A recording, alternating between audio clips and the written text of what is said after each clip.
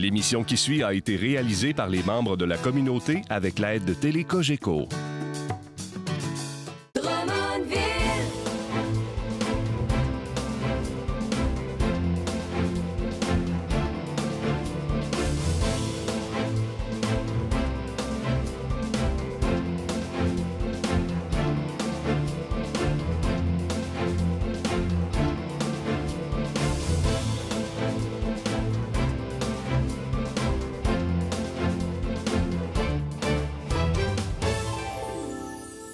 Bienvenue à votre émission pour Drummondville. Écoutez, d'entrée de jeu, aujourd'hui, je vais prendre quelques instants pour féliciter tous les artisans de cette émission qui n'est pas terminée. La saison est loin d'être terminée, mais nous avons été en nomination pour le prix de l'émission d'information de l'année sur l'ensemble du réseau Télé Cogeco au Québec.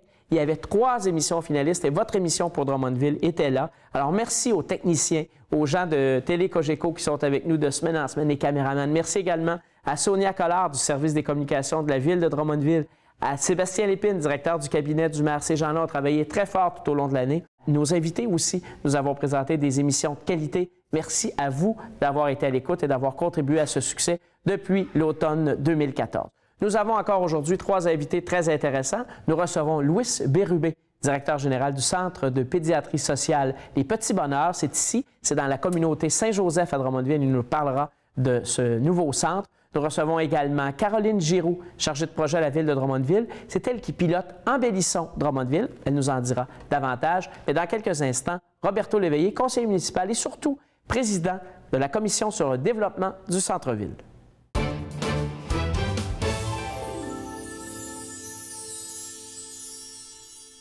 Il siège au conseil municipal de Drummondville depuis 1999. Ça en fait le plus expérimenté de nos conseillers.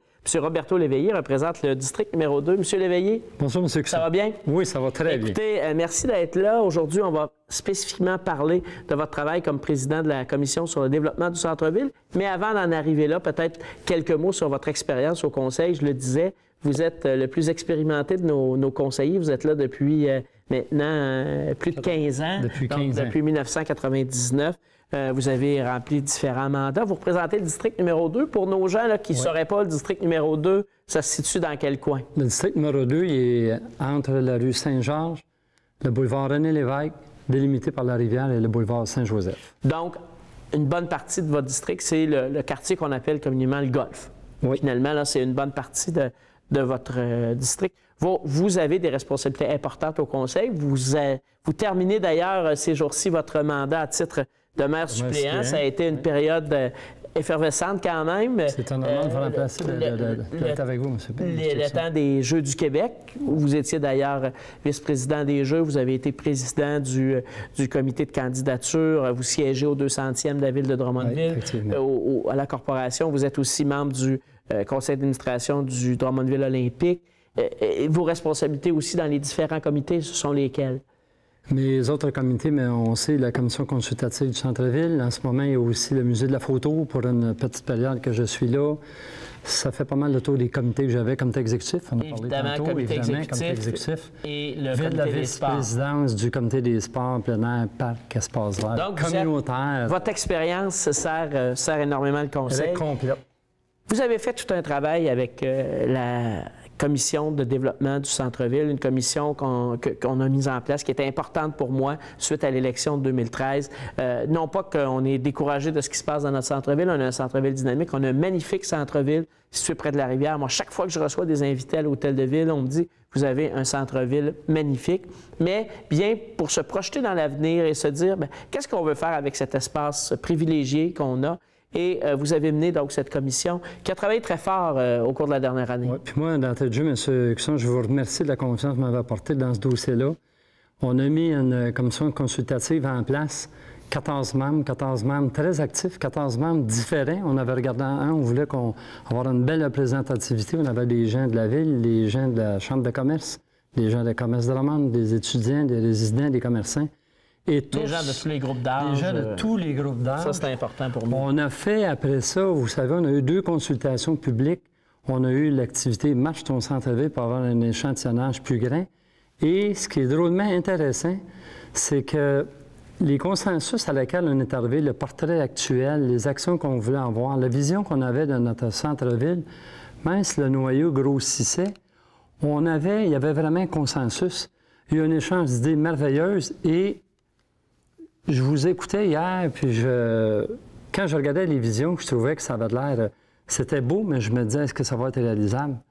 Je pense qu'on a rêvé, mais on a rêvé intelligemment. Puis tout ce qui les gens ont travaillé très fort. Le public a participé. Hein, les soirées de consultation publique qui ont été menées par Commerce Drummond en collaboration avec le comité ont attiré beaucoup de citoyens. Donc, il y a des visions qui ont été retenues, des actions. Pouvez-vous nous toucher un mot là, de ce qui nous attend par rapport au développement du centre-ville? Moi, je vais vous le mettre différemment un peu. Là, ce qui est sorti dans nos visions, on sait que tout le monde, ce qu'ils veulent, c'est un centre-ville, premièrement, qui est bien identifié. Ce qui est sorti beaucoup, identifié comme il faut votre centre-ville. On veut un centre-ville où il fait bon vivre, un centre-ville qui est sécuritaire, un centre-ville qui est bien encadré, qui est bien animé. Puis, je regardais les actions qu'on a mises en place. Qu'est-ce qu'on met en place? Ça répond vraiment à ces demandes, ça répond vraiment à ces visions. Donc, il y a une volonté de se doter d'une image pour identifier le centre-ville, y amener les gens aussi vers le centre-ville. Vous avez parlé de sécurité. Il y a de beaux projets par rapport aux 3 passages piétonniers entre le stationnement qu'on appelle P2. Vous me direz que c'est pas très sexy, mais le stationnement qui est situé là, entre les commerces de la rue Herriott et le parc Waudiat. Et justement, à la rue Herriott, là, il y a 3 passages publics. Les gens nous disaient qu'ils étaient peu éclairés, peu attirants. On veut vraiment donner de la vie, amener même des activités à en faire des lieux intéressants. Oui, effectivement. Puis quand on parlait de sécurité, là, juste le fait de mettre de l'éclairage dans ces 3 sentiers piétonniers-là, de les animer.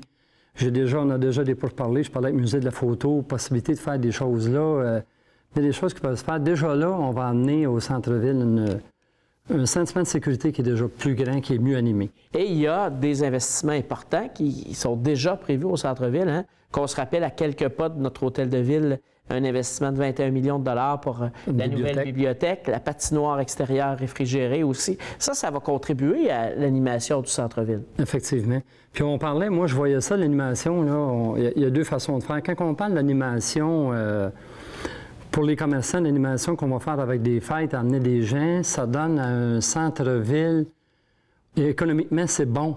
Mais dans les actions qu'on va avoir avec la bibliothèque, avec tout ce qu'on va avoir, on va amener des gens à vivre au centre-ville. Puis lorsqu'on parle d'amener des gens à vivre au centre-ville, d'amener des familles au centre-ville, d'ailleurs, ça a sorti dans ce qu'on voulait de vision. On parle d'une économie qui est plus stable, d'une économie qui est plus solide. Et quand on parle d'amener des familles, c'est d'amener des résidences au centre-ville. Il y a un site merveilleux pour ça. On l'a dit, la Ville veut requalifier, veut développer le site de l'actuel Fortissimo, qui est une entreprise là, désaffectée, qui est fermée depuis plus de 2 ans maintenant. La Ville souhaite développer ce secteur-là. On parle de 800 000 pieds carrés. Il y a de beaux projets qui pourraient se développer là. De très beaux projets. Puis vous savez vous n'êtes pas sans savoir, M. le maire, qu'on a déjà donné un projet pour voir ce qu'on peut faire. Sur ce site-là, il y a déjà un projet des spécialistes qui a été donné. On veut aussi acquérir ce site-là.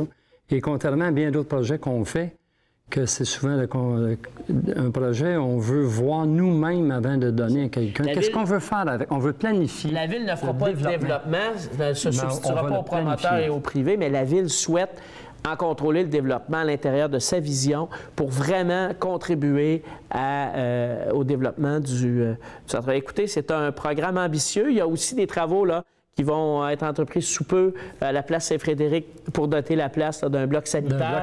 Il y aura plus d'animation avec la Corporation d'animation Herriott, plus de spectacles cet été à des heures différentes qui permettront d'amener la famille. Oui, on a mis une plage horaire et des types d'activités qui vont correspondre vraiment à l'ensemble de la famille. Écoutez, le temps passe vite, mais je dois vous dire en terminant que vous avez fait avec votre équipe un travail exceptionnel. Je tiens à vous en féliciter. Féliciter les membres de votre équipe et vous assurer, je pense que vous le savez, de l'appui du Conseil, de mon appui personnel aussi dans ce travail que vous faites pour le centre-ville. Merci, M. Cusson. Merci beaucoup, M. Léveillé. Je veux aussi remercier les gens qui ont, aux séances de consultation, comme on disait tantôt, ils ont fait un travail colossal, puis ont fait un travail qui était réalisable. Et on en est très, très fiers et je pense que c'est pour le bien de Drummondville. Merci. Merci beaucoup. Du camping. Oui. Non, c'est ça. On est à la retraite, fait qu'on fait du camping. On va rester plus au Québec cet été parce que le taux d'échange est trop élevé. C'est faire piscine, extérieur, maison, plus maison. Puis on peut visiter dans la ville ou quoi que ce soit. Aller au festival, là, les fêtes claires et tout ça, aller voir ça. Visiter notre ville, finalement. Plein de choses. Ça va dépendre de la température, mais surtout de la moto. Un amateur de course aussi, il va aller aux courses. Travailler avec la tablée populaire, je donne 30 heures par semaine gratis pour les petits-enfants, pour les déjeuners. Je vends des billets de l'auto. S'il fait beau, on va jouer au golf, là, mais à part ça, cet été, qu'est-ce que on va faire? Du camping? On fait du camping. Du camping. Un peu de camping. Ça va être un peu de moto, ça va être pas mal tout. Là. Un amateur de course, vous aussi? Oui. Course de terre battue, surtout. Participer à toutes les activités qui vont se produire en ville, autant que possible. Vrai ou faux? Dans les 7 centres communautaires de Drummondville, ce sont près de 1000 enfants qui participent aux camps de jour estivaux chaque année.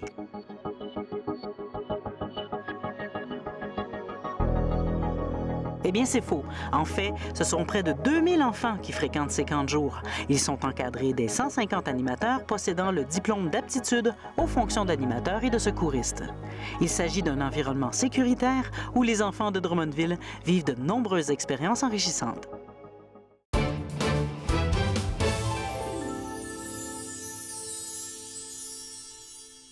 Elle agit à titre de chargée de projet pour Embellissons Drummondville depuis septembre 2013. C'est avec beaucoup de plaisir que nous accueillons aujourd'hui Caroline Giroux. Bonjour Caroline, ça va bien? Ça va très bien, je vous remercie. Alors, écoutez, Embellissons Drummondville, qu'est-ce que c'est? Embellissons Drummondville, c'est un concours qui s'adresse aux citoyens. Il s'adresse aussi cette année, c'est tout nouveau, au commerce et industrie. Le but, c'est d'embellir notre ville. La municipalité, depuis les dernières années, on le voit beaucoup sur le boulevard Saint-Joseph, entre autres, a fait des efforts, embellit notre ville. Ça améliore la qualité de vie de nos citoyens.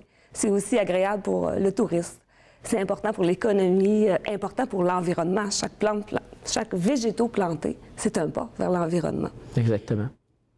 Et donc, on incite les gens à le faire. Et là, on a dit, bien, pour nous assurer que les citoyens, les commerces, les industries vont emboîter le pas, on fait un concours et on leur remet des prix, des certificats. Pouvez-vous nous parler là, de ce que les gens peuvent gagner et comment ça fonctionne, le concours Embellissons Drummondville? Parfait. Alors, concernant les prix, il y a 2 volets. Le volet qui est résidentiel, qui s'adresse, proprement parlé, aux résidents. On a une catégorie qui est balcon, pour les habitations multiples, les personnes qui habitent en appartement. On a aussi une catégorie façade, pour les propriétaires de maisons privées. Dans chacun des 12 districts de Drummondville, il y aura un prix à gagner qui est de 100 $ dans nos pépinières participantes. Dans chaque catégorie, un pour balcon, un pour façade fleurie, donc 24 prix au total. Voilà. Tout district confondu, il y aura 2 grands gagnants de 500 $ en bon d'achat dans nos pépinières participantes. Est-ce qu'il y a une distinction qui est faite entre les commerces, les industries et le milieu résidentiel ou c'est une remise par district?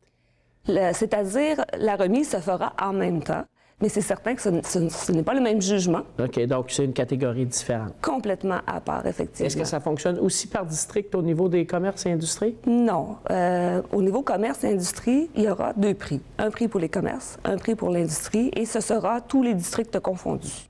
Et c'est un prix d'une même valeur ou c'est différent au niveau des commerces et industries? C'est certain que c'est différent au niveau commerce et industrie parce que ce sera plutôt sous forme de visibilité. Visibilité dans notre journal local, l'Express. Visibilité aussi sur le site de la ville, sur le site et les médias sociaux de Commerce Drummond et la SDED, la Société de développement économique de Drummondville. Excellent. Et c'est la 2e année du concours. Parlez-nous de la première édition. Il y a eu beaucoup de participation, les gens en ont entendu parler, ils se sont impliqués. Nous avons été vraiment satisfaits. Au-dessus de 400 personnes qui se sont inscrites pour une première édition. Nous étions vraiment très contents. Nous en espérons encore davantage cette année. Et vous fixez donc un de plus ou vous avez fixé un objectif plus élevé, vraiment important cette année? C'est-à-dire, on n'a pas fixé de chiffre en tant que tel. On veut battre l'année dernière. Exactement. C'est ce que je comprends. Notre but. Si je souhaite participer, est-ce que j'ai des étapes à réaliser? Je dois m'inscrire? Je dois appeler où? Je dois aller chercher un formulaire? Qu'est-ce que quelqu'un qui souhaite participer doit faire? 2 façons de s'inscrire. Par Internet, très facile. Vous pouvez taper « Concours Embellissons Drummondville ». On vous conduira directement sur un lien. une page de du site de la Ville de Drummondville. Ou sinon, vous pouvez aussi vous inscrire par la poste au 1005 rue Saint-Thomas, casier postal 398. Code postal, je demande pardon. Non, mais les gens vont le voir de toute façon, oui, ça va défiler au bas de l'écran. Donc, on doit s'inscrire et on s'inscrit avant quelle date? On s'inscrit avant le 31 juillet, c'est la date de fermeture, parce que le jugement aura lieu autour du 11 ou 12 août. Donc, quelques jours après, le jugement sera fait. Donc, il faut savoir un peu, hein, j'imagine, à quelle date se fait le jugement pour nous assurer qu'on est à notre meilleur. Effectivement. À ce moment-là. Et je pense qu'il faut que les gens le comprennent bien, là. Les gens qui habitent des appartements, des condominiums. Moi, j'habite dans un condo. Je pourrais décider de fleurir mon balcon et de participer au concours. Absolument. Est-ce que j'aurais le droit de gagner? Vous, je ne suis pas certaine. Non, moi, je pense pas. Parce que ce que je souhaite, c'est que les gens participent, les gens contribuent. Parce que oui, la Ville fait des efforts, mais notre Ville sera encore plus belle lorsque tout le monde va y faire des efforts. Et on le voit, j'ai eu la chance là, de voir les lauréats l'année dernière. Et je pense que les gens, vraiment, ils mettent beaucoup d'énergie, mettent de la passion et c'est une belle activité. Vous avez du soutien de partenaires aussi là-dedans au niveau de la Société d'horticulture, je crois, qui s'implique. Effectivement, la Société d'horticulture, de par leur expertise, beaucoup des juges proviennent de la Société d'horticulture de Drummondville. Ils sont présents, heureusement. Et si je veux séduire les juges, oui. Quels sont les critères? Là? À quoi je devrais faire attention pour avoir des chances de gagner? Parce que quand on participe, même si on dit que c'est pour participer, on veut toujours gagner. Sur quoi je mets l'accent si je veux gagner des points? Ah, c'est certain que l'entretien, hein, c'est la première chose, la propreté, l'entretien. Bien sûr, être fleuri, avoir plusieurs catégories différentes de végétaux. Faites-vous-en pas pour la pelouse, on ne demande pas de pelouse parfaite, on est écologique. Alors, on comprend qu'il y a quelques pissenlits, il n'y a pas de problème. Ça met de la couleur. Effectivement. Bien, écoutez, je vous remercie beaucoup et je souhaite que vous dépassiez largement vos objectifs, qu'on batte l'année 2014. C'est l'année du 200e. Oui. C'est une année importante. C'est une année où Drummondville sera aussi jugé au niveau des fleurons, je pense. Donc, ça aura certainement un impact sur la cote de Drummondville si les gens s'impliquent et participent. Effectivement. Et d'ailleurs, vous parlez du 200e. On a un petit prix spécial pour les personnes qui feront une petite touche, un petit clin d'œil au 200e dans leur aménagement. C'est un bon d'achat aussi de 100 $. Bien, c'est bien. Donc, ces gens-là pourront... et les juges vont le voir ou ils doivent s'inscrire de façon particulière s'ils veulent participer au concours du 200e. Puis une touche, là, qui pour le 200e, ce serait d'avoir un 200 dans ses fleurs, d'avoir... Ça pourrait, ou on a le joli bonhomme sourire qui pourrait être repris. Qui est le logo des fêtes du 200e. Exact. Bien, Mme Giroux, merci beaucoup. C'est moi qui vous remercie. Et surtout, j'invite les gens de Drummondville à participer. On le fait pour vous, on le fait pour avoir une ville qui est toujours plus belle. Merci beaucoup. Merci. Moi, je m'occupe du jardin pousse vert à Drummondville. J'ai 48 terrains m'occuper. Je passe mon été à planter des légumes, mon ami. Je vais être en santé. Rester à la maison avec la garderie, tout simplement. Passer du bon temps. Essayer de voyager un petit peu. Moi, je suis à ma retraite, fait qu'on va voyager un peu. Voyager? Oui. Vous voulez aller où en voyage? Bon, peut-être un peu à Québec, là, festival d'été. OK, vous voyagez au Québec? Oui. Je vais prendre des marches, je vais aller au spectacle un peu, au folklore. Nous autres, on fait du bateau. On fait du bateau tout l'été. Les fins de semaine, c'est toujours là qu'on va, c'est sûr. Donc, on aime bien ça. On est dans le coin de Sorel, puis pour nous autres, vu qu'on travaille beaucoup la semaine, on aime bien tomber en vacances la fin de semaine, puis c'est ça. Un bateau, c'est ça qui est l'avantage. On se sent vraiment en vacances quand on y va. Profiter du beau temps, de la nature, au Québec surtout. En famille? Oui, en famille. La bicyclette. Je sais qu'il y a des beaux projets à Drummondville pour garder la plaine en santé. C'est une très, très belle place pour aller faire de la bicyclette. J'encourage beaucoup les gens à aller là cet été.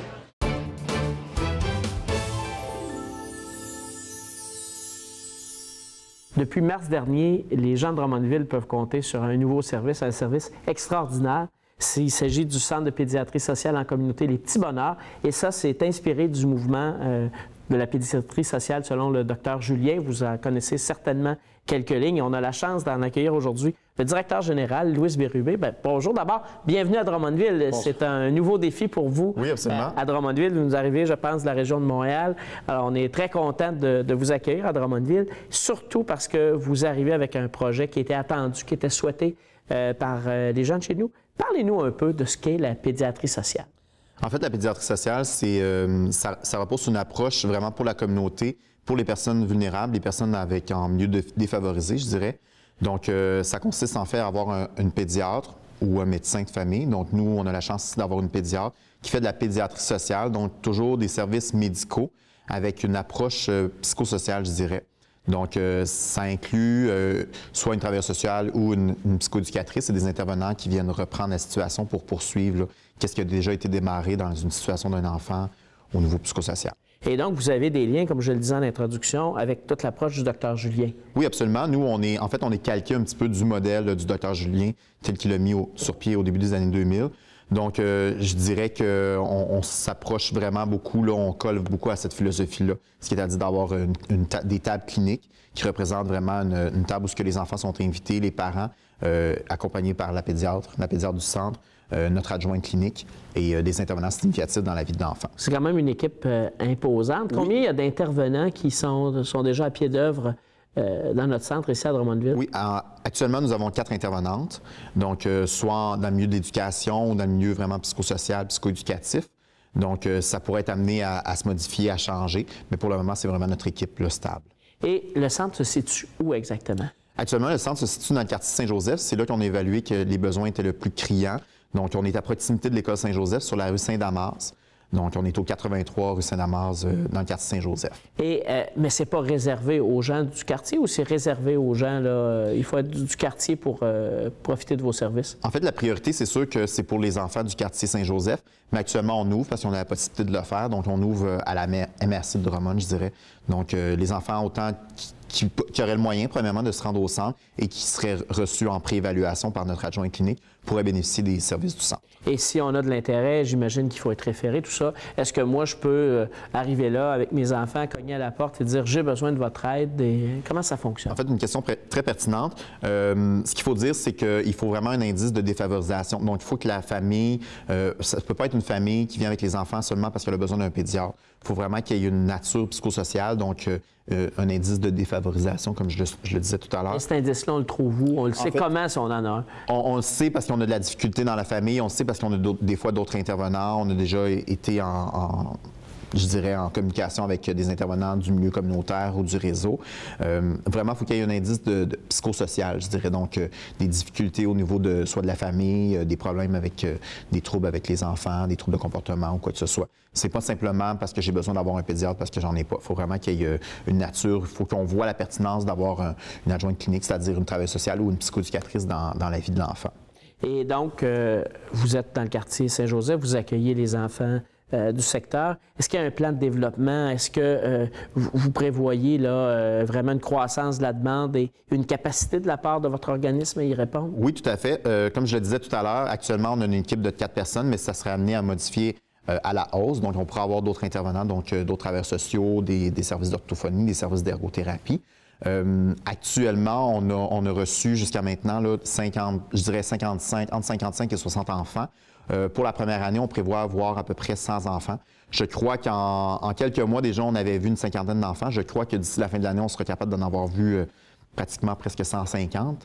Donc, pour les années, c'est sûr que ça grandit de façon presque exponentielle, je dirais, parce que on pourrait voir d'ici 3 ans 500 enfants. Donc, il faudrait que les intervenants suivent pour prendre en... Vous travaillez avec des partenaires, j'imagine. Oui, absolument. Vous avez certainement, bon, vous disiez être à proximité de l'école Saint-Joseph. Est-ce qu'il y a des liens entre le centre de pédiatrie sociale en communauté et, par exemple, la commission scolaire, l'école Saint-Joseph, ou les différents organismes qui œuvrent à Saint-Joseph, comme Connectés sur le quartier ou tout ça? Tout à fait, tout à fait. Donc, on est en communication, bien sûr, avec l'école Saint-Joseph, avec Connecté sur le quartier, qui est la table qui s'occupe vraiment de revitaliser le quartier Saint-Joseph aussi. Donc, oui, on est connecté avec eux, aussi avec le parapublic, dont je pense au nouveau CIUS, en fait. Donc, Mission CLSC, la DPJ, la protection de la jeunesse aussi. Donc, tous les partenaires, les organismes communautaires qui offrent déjà dans le quartier Saint-Joseph, qui ne sont pas nécessairement situés dans le quartier Saint-Joseph, mais qui desservent la clientèle du quartier. On travaille avec eux. On les invite à nos tables cliniques quand ça peut être pertinent. Donc, Dernière question, comment on finance un organisme comme le vôtre? Est-ce que les gouvernements soutiennent ça? Est-ce que vous devez faire des campagnes de financement? Vous avez des partenaires corporatifs? Comment vous financez un centre comme le vôtre? Actuellement, le centre est financé totalement par le milieu privé, donc des grands donateurs de la région de Drummondville. Lors de l'annonce du budget, au printemps 2015, il y a eu une annonce de 22 millions.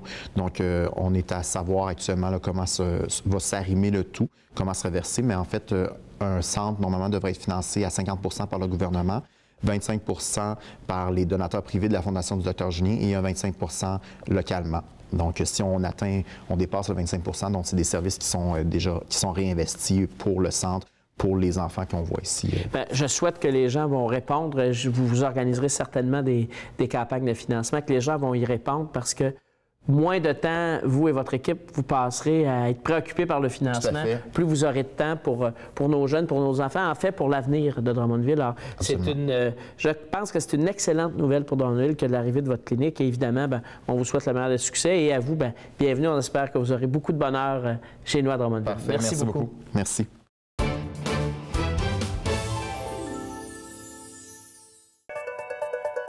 Saviez-vous que les jeux d'eau situés dans les parcs Alexandre, Millette et Rosaire-Smith seront accessibles dès le 1er juin prochain? Les jeux des parcs Alexandre et Millette seront accessibles 7 jours sur 7, de 9h à 21h. Et ceux du parc Rosaire-Smith le seront de 10h à 20h, et ce, 7 jours sur 7. Une belle façon de s'amuser en famille, tout à fait gratuitement. Bon été! Avant de terminer cette émission, un coup de chapeau tout particulier à Drummondville, aux gens qui ont œuvré à ce projet. Nous avons été honorés au début du mois de mai dans le cadre du congrès annuel du Carrefour Action municipale et famille. Ça se passait à Montmagny et la ville de Drummondville a remporté ce magnifique prix pour les travaux de rénovation et d'amélioration du parc Millette et particulièrement pour les travaux qui ont été faits au niveau de l'accessibilité universelle. Alors, félicitations aux artisans, félicitations à ceux qui nous sensibilisent également régulièrement à l'importance de l'accessibilité universelle.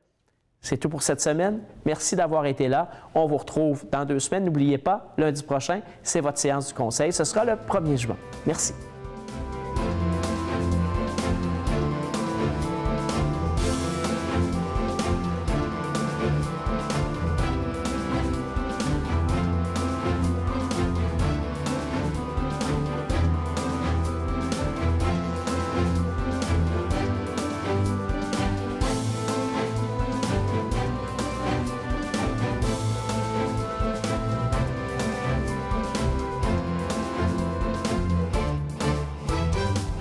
Drummondville, capitale du développement. Télé Cogeco, un service exclusif aux clients de Cogeco.